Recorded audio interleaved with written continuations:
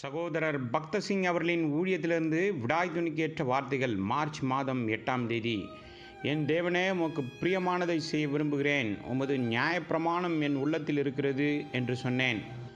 சங்கீதத்தின் புஸ்தகம் 40வது சங்கீதம் 8வது வசனம். தாவீது ஒரு வீரமுள்ள மனிதனாக அறியப்பட்டான். தாவீது சிங்கத்தையும் கரடியையும் கோலியாத்தையும் கொன்ற தனது கவன் மற்றும் 5 கற்களை பற்றி பெருமிதம் கொள்ள காரணம் இருந்தது. தாவீதுக்கு வேறு தகுதிகளும் இருந்தது. இதில் அவன் பெருமைப்பட்டிருக்கலாம். அவன் பல இசைக்கருவிகளை வாசிப்பதில் வல்லவன். அவன் எல்லா காரியங்களிலும் வேகமுள்ளவனாக இருந்தான். பொதுவாக அறியாமை மற்றும் பெரும்பாலும் மதியீனமாக இருக்கும் பொதுவான மேய்ப்பர்களைப் போல அவன் இல்லை. இவை அனைத்தையும் தவிர அவன் ஒரு நல்ல மனிதன், பல தகுதிகளை கொண்ட ஒரு இளைஞன். பொதுவாக வாழ்க்கையில் மிக உயர்ந்த நிலைக்கு உயர எதிர்பார்க்கலாம். இருப்பினும் தாவீது அதற்காக எந்த பிரயாசமும் செய்யவில்லை. 1 சாமுவேல் புஸ்தகம் 17வது அதிகாரம் 26வது வசனத்தில் உள்ள அவனது வார்த்தையிலிருந்து நாம் பார்க்கின்றோம். ஜீவனுள்ள தேவனை சேவிக்க அவனுக்கு ஒரு ஏக்கம் இருந்தது. தேவன் அவனிடம், தாவீதே, நீ எனக்கு ஊழியம் செய்யவும் என் உண்மையை அனுபவிக்கவும் விரும்பினால் உன் 5 கற்கள் மற்றும் கவனையும், உன் உயர்ந்த தகுதிகள், உன் மனித ஞானம் ஆகியவற்றை சார்ந்திருக்காதே. உன்னுடைய 5 கற்களை எடுத்துவிடு.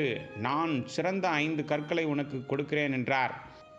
கர்த்தர் மோசேயை மீதியானுக்கு அழைத்து சென்றது போல இப்போது அவர் தாவீதின் வாழ்க்கையில் 5 பெரிய அனுபவங்களுக்குள்ளாக எடுத்து சென்றார்.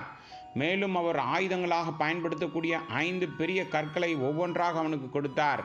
இதுவே எப்பொழுதும் நம்முடன் இருக்கும் தேவனுடைய வழியாகும். அவர் குறைவான மற்றும் மதிப்பற்ற காரியங்களை நம்மிடமிருந்து எடுத்துவிட்டு அதற்கு பதிலாக சிறந்த மற்றும் பெரிதான ஒன்றை நமக்கு தருகிறார்.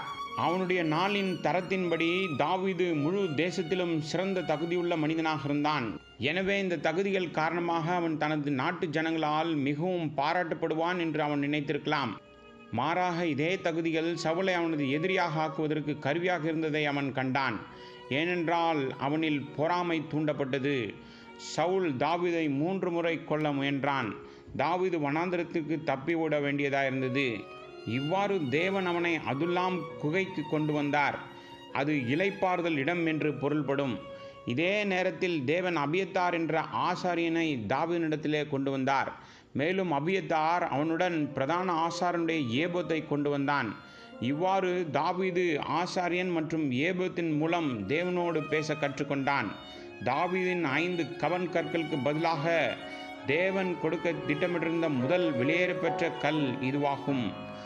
ஆகவே முதல் கல் தேவனோடு பேசுவதற்கும் நம் வாழ்வில் ஊழியத்திலும் ஒவ்வொரு காரியத்திலும் அவருடைய சித்தத்தை கண்டறியும் திறனை குறிக்கிறது. நம்முடைய வேத அறிவின் மூலமோ, நீண்ட ஜெபங்கள் மற்றும் உபவாசத்தின் மூலமோ, அல்லது எளிய ஆடைகள் அணிவதன் மூலமோ எதிரியின் சூழ்ச்சிகளை நம்மால் தோற்கடிக்க முடியாது. தேவனுடைய சித்தத்தை அறிந்து அதை செய்வதன் மூலம் மட்டுமே நாம் அதை செய்ய முடியும். நாம் தேவனுடைய சித்தத்தை நாளுக்கு நாள் உண்மையாக செய்தால் எதிரி மீண்டும் மீண்டுமாக தோற்கடிக்கப்படுவதை நீங்கள் காணலாம்.